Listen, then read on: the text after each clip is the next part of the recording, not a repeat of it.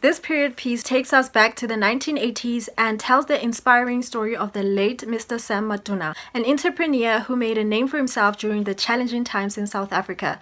This film does not shy away from the harsh realities of the time, but what makes it compelling is its focus on resilience and the human spirit. I'm particularly impressed by the use of sound and editing techniques that brought this story to life.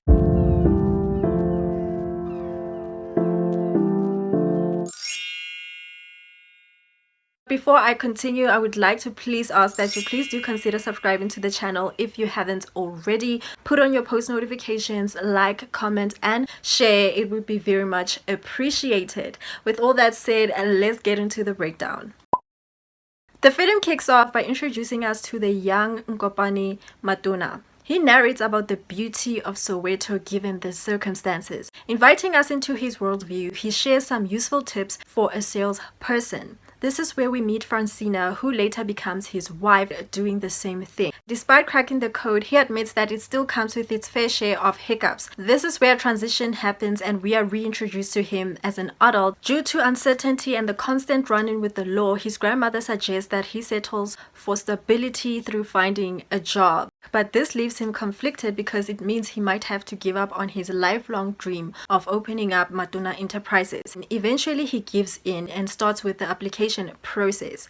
But the job search is much harder than anticipated, and this is where his grandmother then decides to introduce him to Mr. Mtimkulu, who is a connection to the factory he's working at, and so he has to go under the new alias of Sam Mtimkulu, posing as his son. This is where he has his first encounter with a mobile toilet. This leaves him intrigued. After some time apart, he runs into his childhood friend Miss Francina, who reminds him about his goals. So throughout the process, she's the one who constantly reminds him of staying on course. An invite to a friend's wedding solidifies the need for convenient restrooms. Things go well at work for some time. He even gets promoted, but there's a time where he bumps heads with the management and he gets dismissed. This is the time where he decides that he is going to build his own mobile LOO, along with the help of Brasanza, who's a family friend and neighbor related to Miss Francina as well. And from here on, the movie just focuses on the trial and error, the highlights, and some setbacks he had to go through, along with the added pressure of realizing his dreams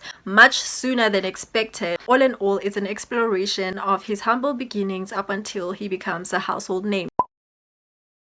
The part that I'm most excited about. Muted colors were used during some of the daytime scenes to recreate the atmosphere of the time. During the night scenes, warm and cold tones were used simultaneously. Blue tones would be used for outside, where it can come off as unpleasant at times, whereas indoors it is orange tones showcasing familiarity. Furthermore, practical lighting created realistic depth, and red tones would be used in the pub when he would feel defeated. Something that got me curious was the character placement. Each and every time he would be contemplating about something, Brasanza would be positioned behind him. So I'm wondering if there's a significance to that choice of framing or if there's nothing to it, you know. When we look into some of the editing choices, whenever there was chaos, it would happen in slow motion. You see this in the pub scene where his wife comes and looks for him and the police chasing people out. They are in the forefront dancing while they are distant from the turmoil that's busy happening behind them. So it could mean that they were taking that moment for themselves. And the noise was dimmed. And this is a constant thing that we see throughout the movie where the cuts are synced with the music. There was archived footage incorporated throughout different scenes. This also added to the 80s aesthetic.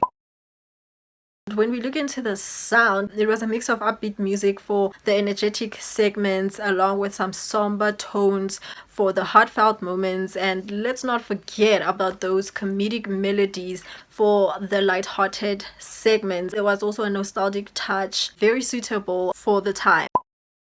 It's been a while since I've watched a period piece. This is definitely a different perspective, which is commendable. And even the tone throughout the movie is not too heavy. It's more like, of course, there's problems, but in true South African fashion, there's always a way to make things seem lighthearted. Do let me know if it was a miss or a catch. Comment down below. It's a catch if you liked it. If you didn't like it, it's a miss. And if you haven't watched it, just say, what should you say? If you haven't catched it, are you going to catch it? Just be honest about that. Thank you so much for being here. It's always a great time to be here with you guys. Don't forget to hit that subscribe button if you haven't already, and of course if you have subscribed, I'm always appreciative. Don't forget to like, and I'll see you guys in the next video.